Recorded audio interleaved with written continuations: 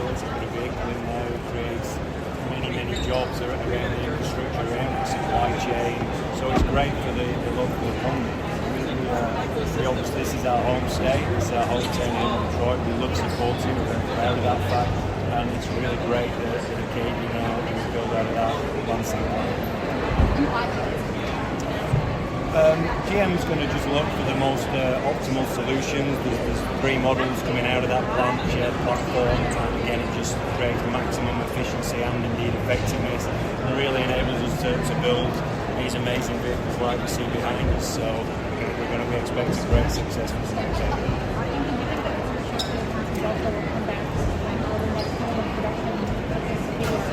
Again, nothing to confirm on it today, but we expect these vehicles to be an incredible success. We know that when we had the original ACADIA, it was a bigger mid-size, full of mid-size.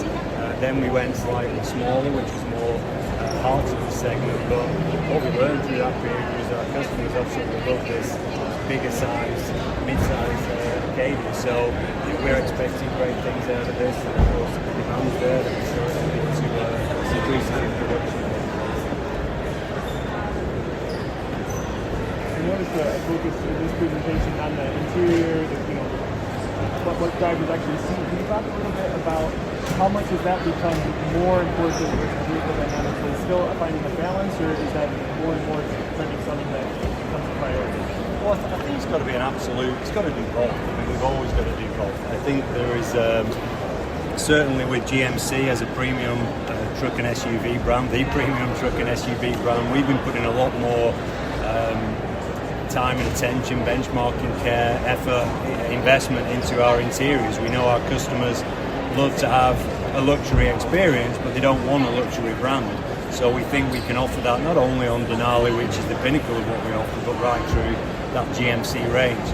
But we talk about GMC as having to be bold, it has to be capable, and it has to be precisely crafted. So it has to do all of those. And again, we're very fastidious about the AT4, for example. It has to have, to wear an AT4 badge, it has to have extra capability versus a standard vehicle, a standard ACADIA. And we benchmark that versus competition.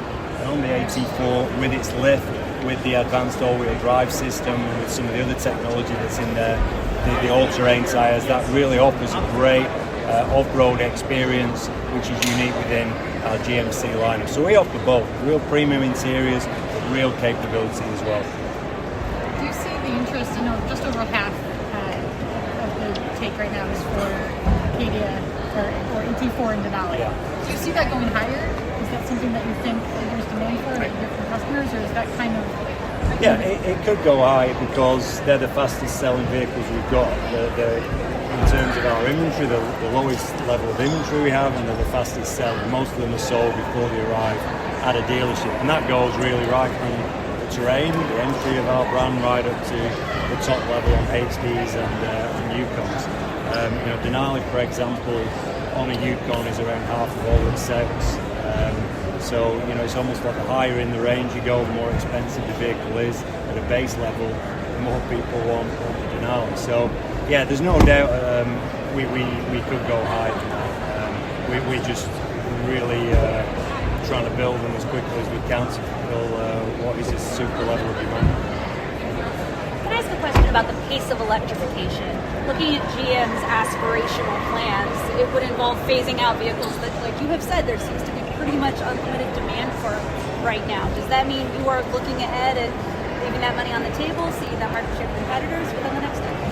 Well, yeah, we've been very clear, Mayor Barr has been very clear about our journey to all electric brands. On the Buick side of things, we've said all electric by 2030. On GMC, it's more of a progressive and more of a foot in both cans type strategy. So, between now and the end of the decade is a long time. We think the EV element of that market will grow significantly as infrastructure grows, as technology improves, as cost comes down, and we know that within GMC and in future in Buick we're going to have amazing products to fulfill what is an increasing demand, desire and intrigue from customers about electric vehicles. Is 7 years a long time?